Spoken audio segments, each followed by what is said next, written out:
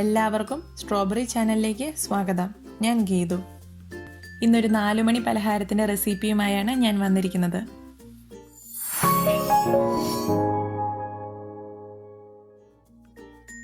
തേനൂറും പാൽ കേക്ക് വളരെ എളുപ്പത്തിൽ പെട്ടെന്ന് തയ്യാറാക്കാവുന്ന ഒരു ഈവനിങ് സ്നാക്കാണിത്.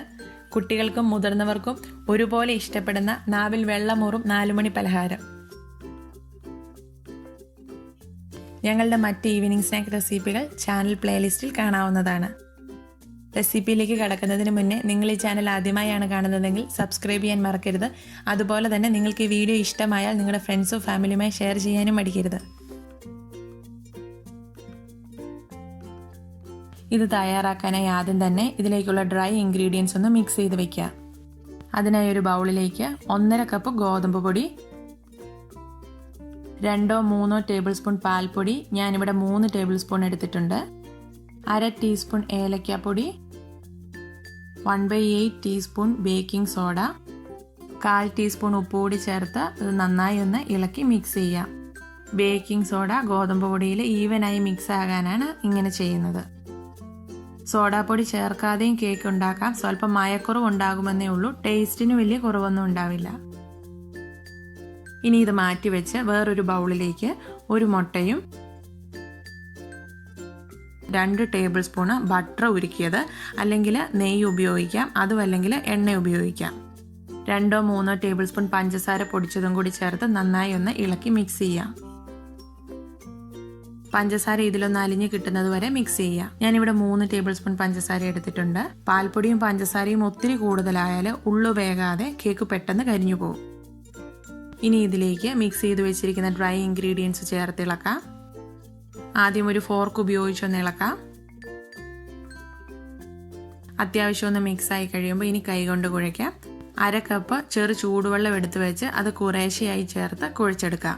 അഥവാ നിങ്ങളുടെ കയ്യിൽ പാൽപ്പൊടി ഇല്ലെങ്കിൽ ഈ സമയത്ത് വെള്ളത്തിന് പകരം പാലൊഴിച്ച് കുഴച്ചെടുത്താൽ മതിയാവും. അതുപോലെ തന്നെ ബട്ടറിന് പകരം നെയ്യോ എണ്ണയോ ഉപയോഗിക്കാം. ബട്ടറോ നെയ്യോ ഉപയോഗിക്കുമ്പോഴാണ് കേക്കിന് കൂടുതൽ ടേസ്റ്റ്. അതുകൊണ്ട് ബട്ടറും നെയ്യും ഇല്ലെങ്കിൽ മാത്രമേ എണ്ണ ഉപയോഗിക്കാവൂ. ഇനി ഇത് കുഴച്ച് നല്ല സോഫ്റ്റ് മാവാക്കി എടുക്കാം.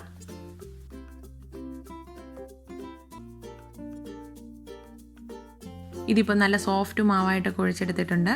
ഇനി ഇത് പാൽ കേക്കിൻ്റെ ഷേപ്പിലൊന്ന് മുറിച്ചെടുക്കണം. അതിനായി ഇതൊന്ന് പരത്തിയെടുക്കാം.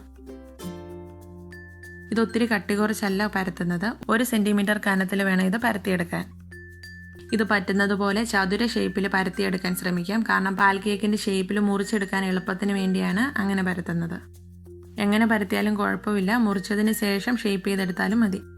ഞാനിപ്പോൾ ഏകദേശം ഒരു ചതുരാകൃതിയിൽ പരത്തിയെടുത്തിട്ടുണ്ട്. ഇനി ഇതൊരു കത്തി ഉപയോഗിച്ച് പാൽ കേക്കിൻ്റെ സൈസിൽ മുറിച്ചെടുക്കാം.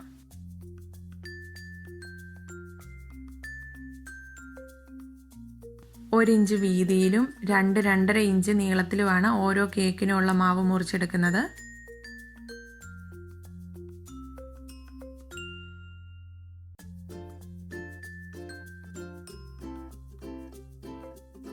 ഈ അളവിൽ മുറിച്ചിട്ട് 17 കഷ്ണങ്ങൾ കിട്ടിയിട്ടുണ്ട്.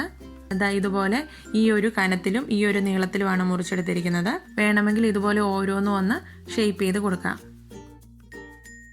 ഇനി ഇത് ഫ്രൈ ചെയ്ത് കഴിഞ്ഞ് സോക്ക് ചെയ്യാനുള്ള ഷുഗർ സിറപ്പ് തയ്യാറാക്കി വയ്ക്കാം. അതിനായി ഒരു പാനിലേക്ക് 1/2 കപ്പ് പഞ്ചസാരയും 1 കപ്പ് വെള്ളവും ചേർക്കുന്നു.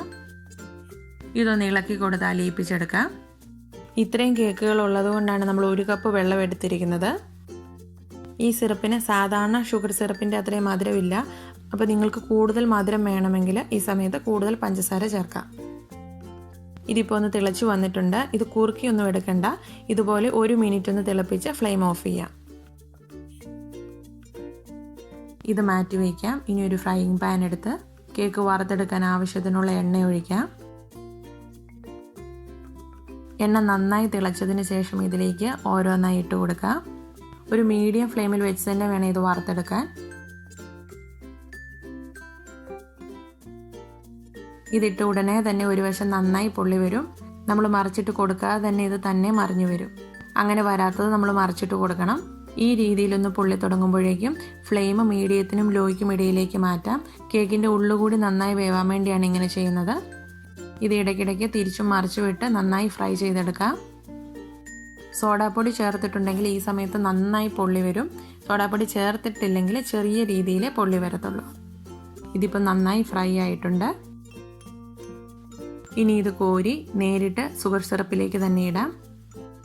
പാൽ കേക്കിലേക്ക് ഈ സിറപ്പ് നന്നായി അബ്സോർബ് ചെയ്യണമെങ്കിൽ നല്ല ചൂടുള്ള ഷുഗർ സിറപ്പിലേക്ക് നല്ല ചൂടോടുകൂടി തന്നെ പാൽ കേക്ക് ഇട്ട് കൊടുക്കണം.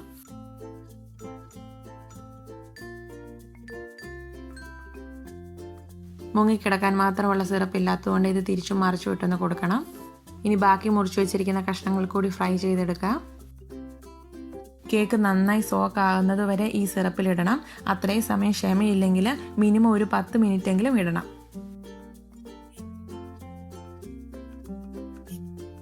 അങ്ങനെ വളരെ എളുപ്പത്തിൽ തേനൂറും പാൽ കേക്ക് ഇവിടെ റെഡിയായിട്ടുണ്ട്. നിങ്ങളെല്ലാവരും ഇതുപോലെ ഒന്ന് ട്രൈ ചെയ്ത് നോക്കണം.